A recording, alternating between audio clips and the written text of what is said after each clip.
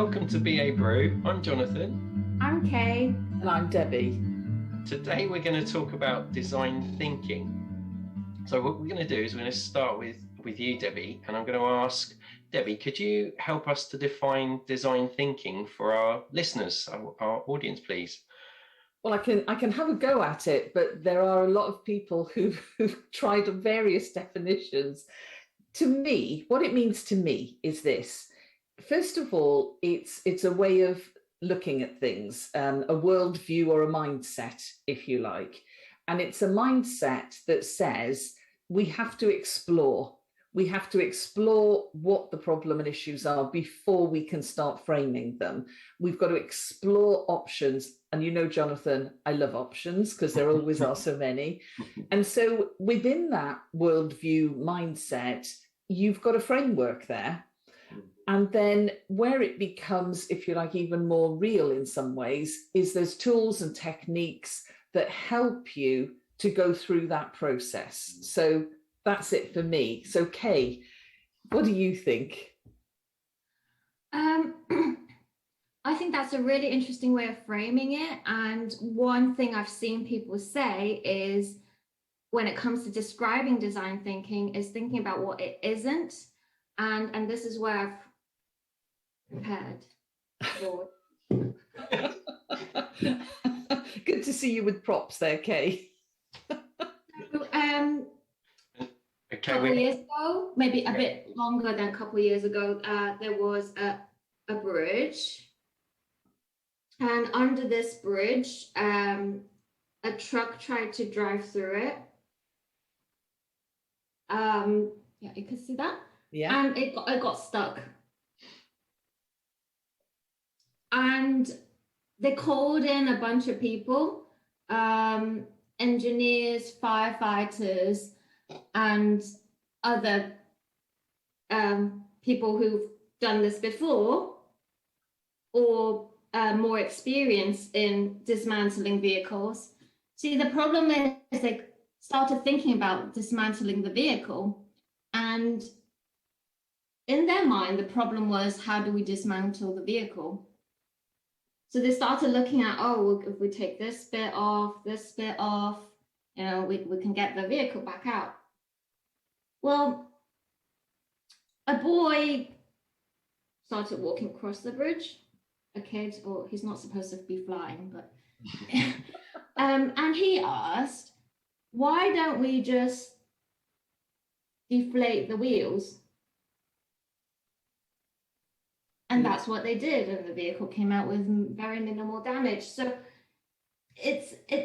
what design thinking isn't about is going in and just dismantling the vehicle, but taking the boys' approach and kind of questioning what is the problem we're trying to solve in the first place. But I think also key to it is the collaborative and iterative nature of making small improvements, which eventually become big innovation. Wow. I really like that story. And Kay, this goes out on Spotify and Apple and all sorts. So some people will be listening to that, and I think that you told it in such a way that everyone could understand that story, and you know, I think that's perfect. But I'm going to throw something in then. So is design thinking an antidote to businesses that aren't thinking and aren't challenging assumptions? Because it's one of the things I think about when I think about design thinking and where's this come from and why is it so popular? And I think that there's lots of businesses that are rushing headfirst to dismantle those vehicles, and there's a lack of people thinking. And I think that's what design thinking is about for me. It's about people thinking, challenging assumptions, and really trying to solve really difficult challenges, opportunities, problems. Do you think there's a bit of an antidote? Do you think that's one of the reasons why this is such a subject that's is on lots of people's tongues at the moment? I think it's natural for humans to solve things the way they used to. or apply ways of thinking to new situations. In psychology, they talk about this as kind of a schema. So, and it's got its benefits in that humans, the reason we learn is because we can develop patterns of thinking, identify things that tend to go together. And so for example, we have schema for animals. If you saw someone walking down the street with a lead, and you saw something that had ears like that and a tail like that, and you probably in your schema think that that's going to be a dog, and most likely it's going to be a dog, but it could maybe be a fox. So it could be someone walking their cat. It could be. Tiger. It is interesting what you say though, Kay, because years ago, probably about 10 years ago, I went to a presentation by one of Jonathan's heroes, John Zachman. Okay. And he said something I've never forgotten. And he said, we have to learn from experience, but we can't look forward to the problems of the future by solving it using the patterns of the past. And you know how you get one of those moments where you think that is a brilliant way of thinking about things. And it completely, it was one of those things that stayed with me ever since. I've never forgotten it, and I try to adhere to it. And design thinking, I think, is an approach that maybe gives us a little bit of structure around that. Does that make sense? Yeah, because there is a structure. There's a process, isn't there, in terms of design thinking? And for me, the one that I think about is the double diamond.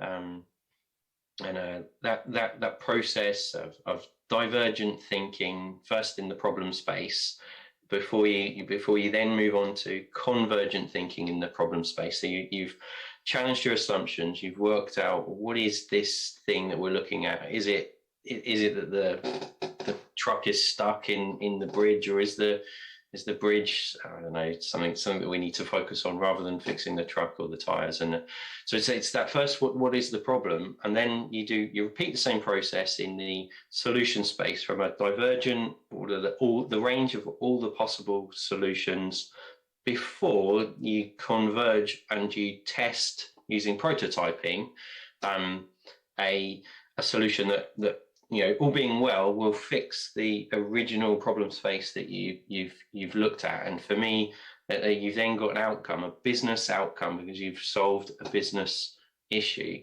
There is an alternative approach as well, but that process and that structure that gives you, I think, is really quite powerful in that problem opportunity space. Benefits of design thinking. What would you say are the benefits of design thinking? And Kay, are you okay if I go to you with this one? Design thinking and the approach and the mindset, alongside kind of human-centered techniques, you could really understand a problem, understanding different, I'm going to use Debbie's favorite word now, worldviews. So really so it's taking the opportunity to understand the worldviews of key stakeholders. And sometimes if we don't do that, we can put ourselves in a bit of a box in just focusing on business problems in terms of business operational issues and not having that fuller view. So that, I think that's a key benefit. Yeah. I agree completely, because I mean, as you know, I link design thinking with service thinking as well.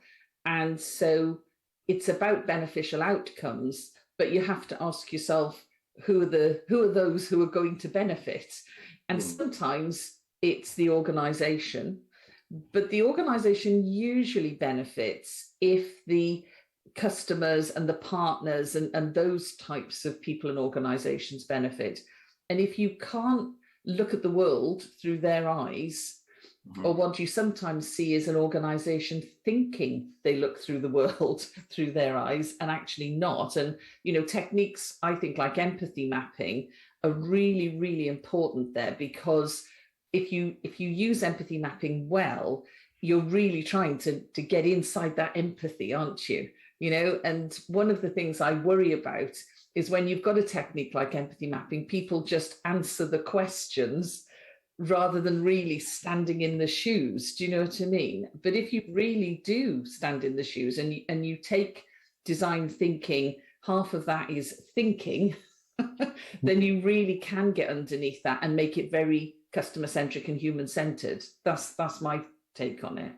I think one of the challenges, people like the design thinking toolkit and they get lost in the enjoyment of creating their customer journey map or their service blueprint or their empathy map, and that becomes their outcome, and they've lost the focus on the human centricity and the business problem opportunity that they're looking on. That can be quite a challenge. And I'll say I quite like divergent thinking. Do enjoy a good divergent thinking session, brainstorm, or whatever. But it's important to know when to converge, because you can't just diverge forever. Well, you could, Jonathan. I've been there. But it's that though shows the importance of teamwork, I think, because you've got a team where you've got different skill sets and you're collaborating, and there is someone that says, okay, what are we going to do then? Or how do we test this? Because otherwise you're going to have so much fun using these design thinking tools and techniques. You can lose focus on outcomes, which is obviously not the point, not desirable. The other thing, priorities, I think, really key. So when you're selecting which things to do your divergent thinking on and your convergent, what's the priority? What are the kind of, because you could go and use design thinking on loads of different business issues if you were to wish to, but that might not be beneficial. Okay, in your experience, any kind of practical tips that for the listeners, for those watching, in terms of anything you've encountered in using design thinking? Yes, a couple of things. So just following on what you're saying, it's very exciting when there's so many techniques. Could easily get lost in reading about them or trying them out. I think what's helped me is understanding what is the, as you said, outcome that I want to achieve. And then I've grouped the techniques, and often in these books, they also group the techniques into, you know, observing techniques, sense-making techniques, prototyping techniques. So then I've made like little cards.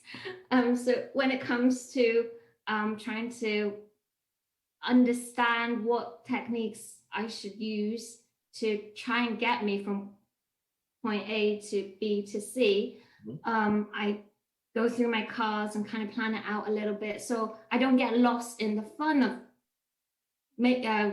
practicing the technique, but really planning out what I'm trying to achieve. What's the output from one technique, and how does it feed into another one, and how does that help me make sense of the situation I'm in? That's a really good practical tip. Do you find the stakeholders you work with, when you're in that divergent thinking mode, and maybe you're challenging their assumptions, can that be quite difficult?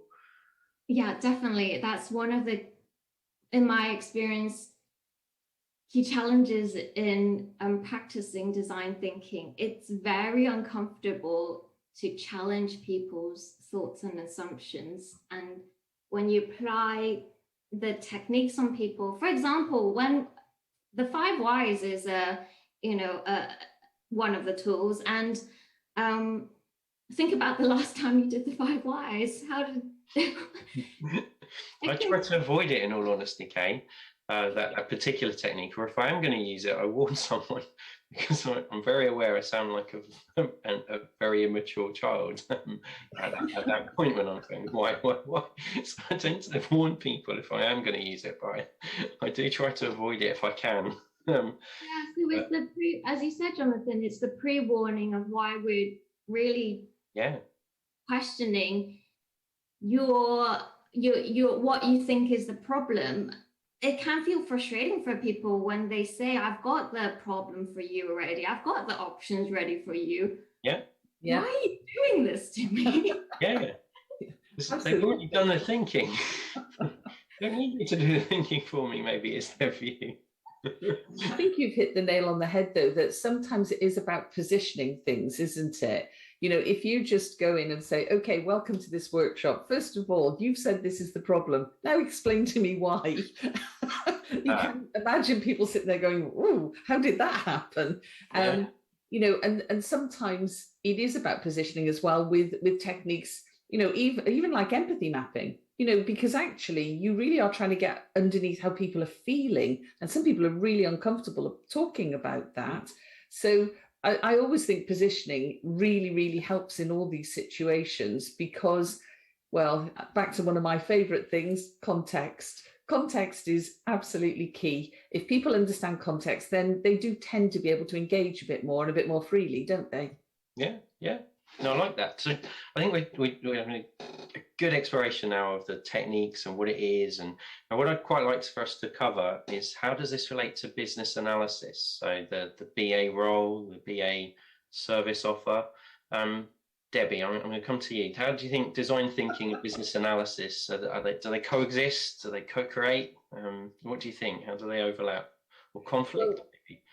Well, I don't think they conflict at all, actually. And I think that business analysis, if you look at the different services that we offer in business analysis, design thinking and service thinking map absolutely brilliantly.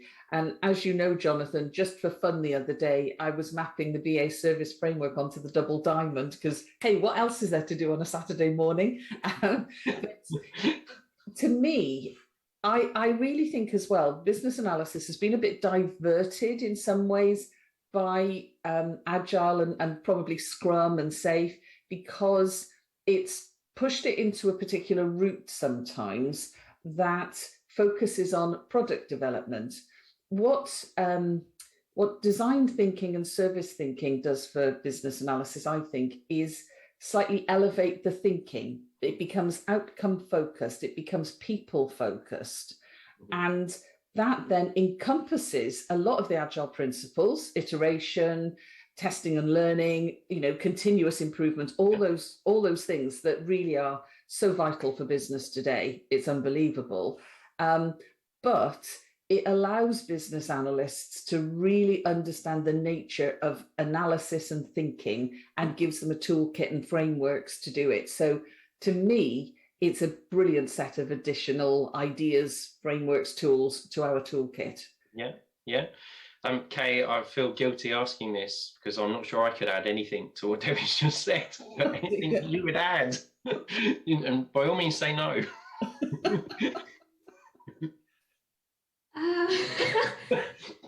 I can't add to what Debbie's saying, but just following her train of thought, I do find it really exciting when I go through the techniques and when I look at the BA service framework and think about how does design thinking techniques actually really complement BA techniques.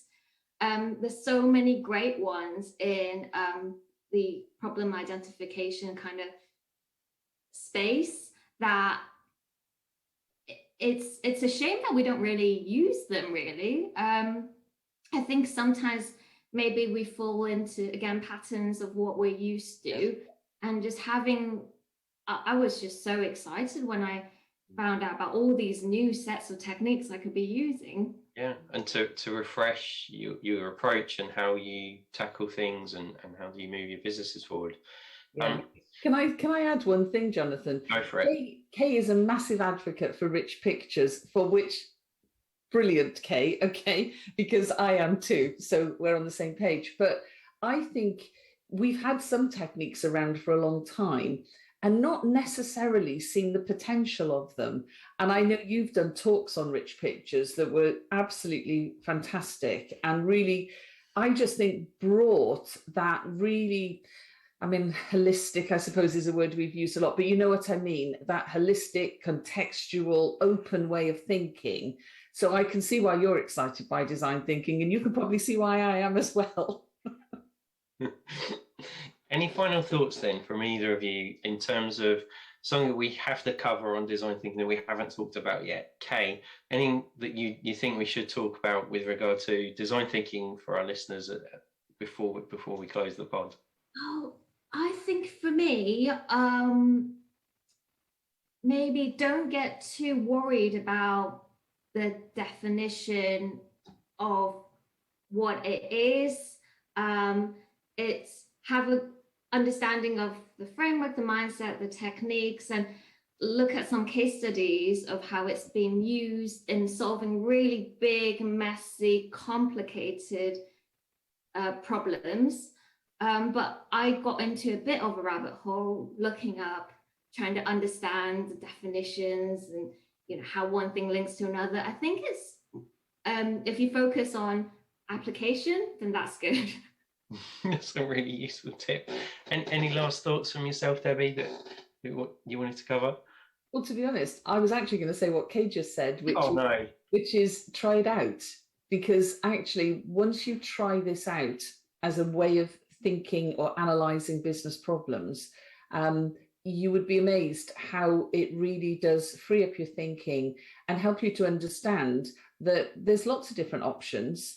And actually, sometimes you need to try them out to see which works better than others. And as is always the case with options, it's usually a bit of that and a bit of that and a bit of that.